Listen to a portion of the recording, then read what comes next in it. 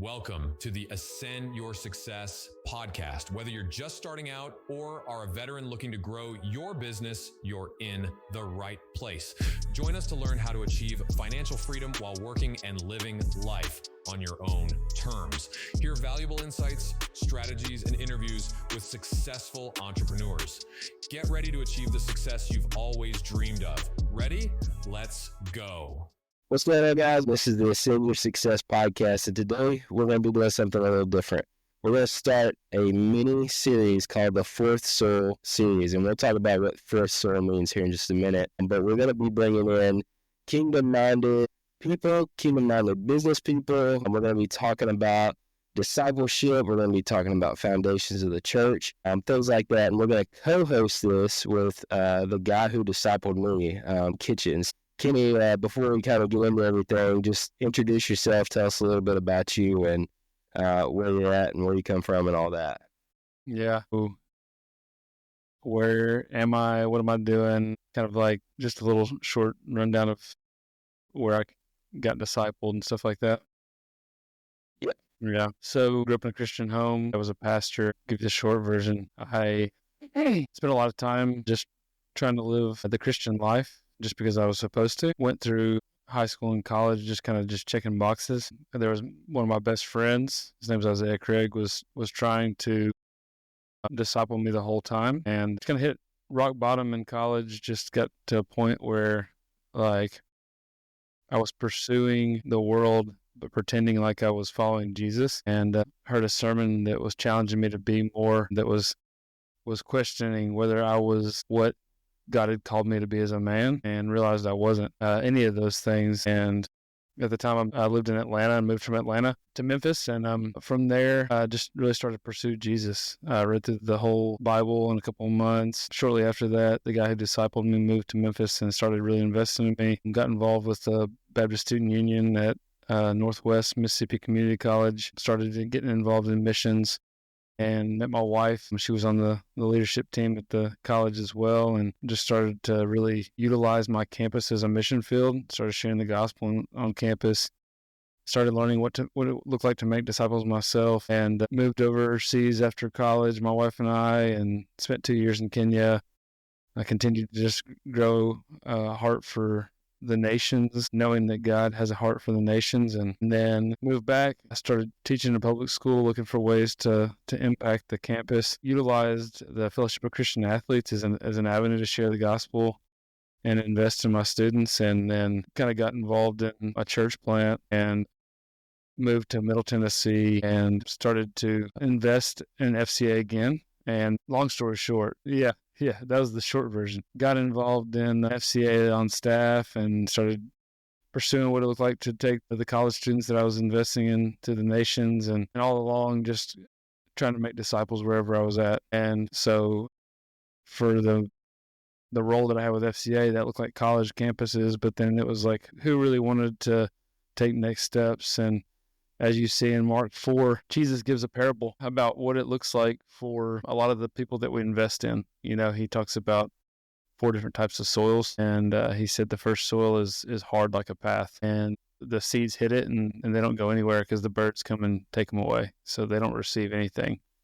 Then he talks about how there's another soil that's like, it has dirt on it, but there's rocks all in it, so the soil can't receive the seed well, so the seed roots don't go deep, and any little thing washes them away. They just don't grow up. The third soil is the one where the seed takes root, but and it grows up, but it's choked out by the worries of this world and the troubles of this life. And then there's the fourth soil, and that's the type of people that God's calling us to invest in, and that's really in His timing, because it's not based on anything that we do, but it's based on His drawing and Him transforming them. And once they're ready, they're the right soil, and God can really use them. And so we're looking for fourth soil people, because the fourth soil people are the ones where the seed takes root, and the seed is the gospel. And so the seed of the gospel takes root, and it grows up, and it begins to multiply 30, 60, and 100-fold. And so we see that this is the call that God's called us to.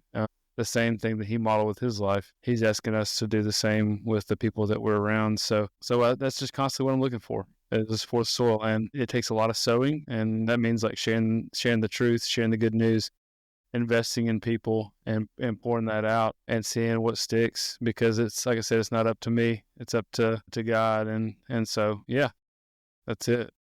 Long story short, right? No, that was good. So just to back it up a little bit, me and Kenny's only known each other for what, two years now, and Kenny was the one who discipled me, and so. For those of you, there are a few terms in there that you may not know, FCA being one of them. FCA is the Fellowship of Christian Athletes, and these guys get into local schools, colleges, and they share the gospel with, it's not just, people in sports, but it is the Fellowship of Christian Athletes, right? It's just an avenue to be able to get into schools and share the gospel with kids, right? So it's very awesome. Like me and you, we can't just walk into a school and say, hey, I want to share the gospel with these kids, right? But we can go through FCA and they'll let us in, and we can, we start huddles, we do coaching with the sports teams, and we do, one morning a week at the school. They do, group meetings and stuff like that, like Bible studies, little Bible studies and things. So when you hear him say FCA, we're talking about the Fellowship of Christian Athletes. And I was in FCA when I was in high school, and whenever I graduated and I got out on my own, I happened to just, kind of fall back into the world, right? And like a lot of people do. And so I got into started my own business. When I got into real estate, most of you guys that are listening are business people or wanting to get into business. This was like 2 to 3 years into my business. I got a call from one of the local guys. His name's Ben. He was over FCA back when I was in high school. And he said, man, I've just been watching you. I wanted to reconnect with you. Let's have some breakfast sometime. And we did. We got out and we had breakfast, and he introduced me to Kenny. And, funny enough, Kenny actually, after that, moved in right across the street next to me. And we started doing discipleship together. He started discipling me, and that's another term that you may not be familiar with. Discipleship just looks like, taking somebody, letting them, it's life on life, it's letting them into your house, like letting them see how you live, right. Being that example that Jesus, modeled for us, and also like going through and talking about what is our purpose here on earth. Jesus, like, he lived his life and modeled his life for us to, take as a model and as an example and live like, or try to live like. And he gave us these commands, right? And so, what is that? And how are we obedient to what Jesus, left for us and told us to do, right? And so that's what discipleship looks like. And good discipleship looks like multiplication, right? So if Kenny discipled me, that means I'm discipling others, and we're doing exactly what he did with the 12 disciples, right? They multiplied. And we'll talk a lot about that, the foundations of the church and things like that as well. But that's something that's been a priority to me over the last 2 years, is discipling. And me and my business partner, John, which you discipled as well, we've been doing discipleship groups ever since. And I think we probably started 3 discipleship groups, and we try to start them at around anywhere from 5 to 10 people, and usually it dies out to about 1 or 2 faithful people who are actually doing what intended to do, and that's how it's going to go, right? So that's what we're talking about when we talk about discipleship. So we're going to get deep into that, but let's talk a little bit more about you, Kenny, and the vision and what you do. So you took me on my 3rd mission trip. But I would say it was my first true mission trip, right? Because I was able to see really unreached people, right? And so my first mission trip, we went to the border of Somalia. I seen the border of Somalia. We were like probably 50 feet away from it, right? It was crazy. So we got to see a lot of lost people. But let's talk about, like, how does that tie into what you're doing now, like the overseas stuff? So yeah, some statistics I want to throw out there, that only 4% of mission efforts are going to unreached places. So that's the goal that we have in mind. And so that's not just my goal. That's not just FCA's goal. It's the people who are on the ground the day in, day out people. They want to see their country reached, but they also want to see the surrounding nations reached. And they have a vision for that. And it aligns with what we want to do. And obviously, the most important thing is it aligns with the gospel, to get the gospel everywhere. And so we've come alongside some really awesome people who are doing the work, and they're using sports, they're using coaches' influence, they're using athletes' influence, they're using just the sports in general, like as bringing a soccer ball out to a field and engaging people, just having fun with them, having conversations, and then allowing those conversations to turn into gospel conversations. So yeah, I mean, I think that sports is an awesome avenue because it breaks down cultural, language, even age barriers, and it brings people out into a common field where they can just like have fun and have good conversation. But also, like Billy Graham said, that a coach will have more influence on one person than in 1 year than the average person has in a lifetime.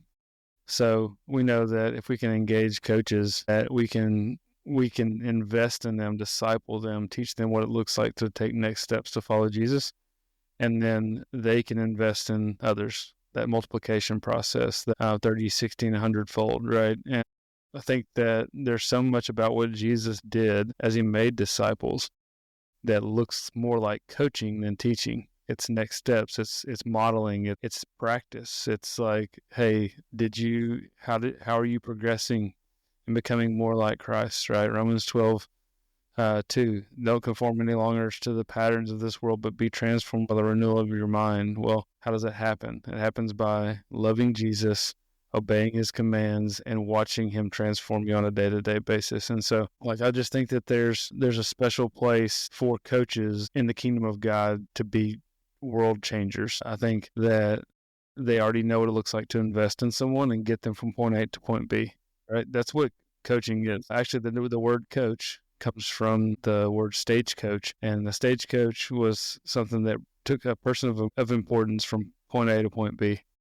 And so that's what we're doing with discipleship. We're investing in a younger generation. We're nurturing them. They're bringing them up. We're it's like spiritual parents, like just investing in someone until they can take real first steps, and then they can go out on their own and make disciples themselves, and then they become the spiritual parent of somebody else, right? And that's the simplicity of what discipleship looks like. And maybe even the word disciple making is even a better word, because discipleship is very widely used in today's world. It's almost like anything can be discipleship, right? This Bible study, that Bible study, this, book club, this, bonfire, whatever, like whatever it is. And it's like all those things are part of it. But disciple making is really intentional. It's a life on life investment, like bringing someone in and invest. And it takes a lot of time, investing a lot of time into somebody. And I think that's probably the reason we don't see like true disciple making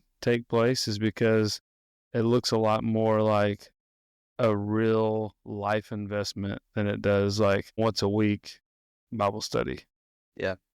Yeah, I think there's, when you talk about Bible studies, like you don't have the accountability, you don't have the, hey, what did you do this week? Are you reading? What are you reading? What's God showing you? What are you praying about? How's he answering it? Like, you're supposed to hold each other accountable, and at the same time, you're there to teach obedience. So how do you teach obedience? Is by, number one, you doing it and you living that out as an example, but also holding them accountable to doing it as well. And that's why I said, like, that's how we go from like starting with 10 people to, ending with 2 or 3, because, people just, they want to go and check a box and get that fire insurance and be done, right? And, I think the traditional church, I think we both kind of agree on this, the traditional church, when I say this, it's not a blanket statement for every church, right? But I think a lot of the traditional church today, it misses that discipleship aspect of it. We're baptizing people, but we're high-fiving them and throwing them in the pew and adding them to their roster. They're not multiplying. They're not the traditional church, like we've said before, seems to be more focused on the seeding capacity instead of the sending capacity. And so that's where we're about in discipleships. Yeah, a lot of it's very inward focused. Mm-hmm.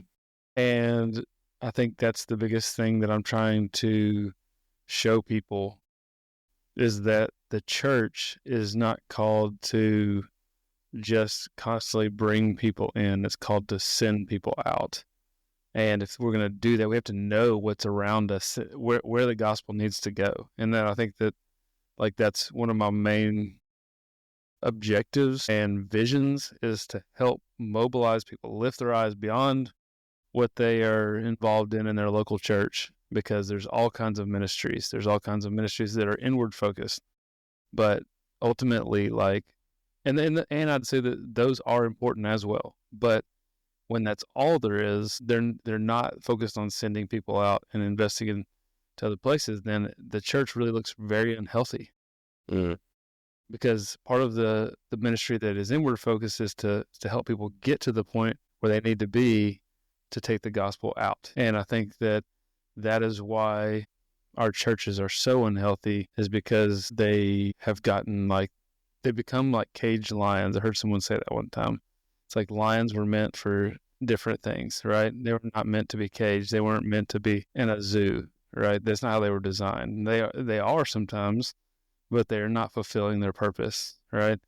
I heard a really good quote the other day. Ships are safe at harbor, but that's not what ships were made for. Pretty good. And I think that's so applicable to the church, because we're safe in harbor, but that's not what we were made for. We're made for mission. We're made to go.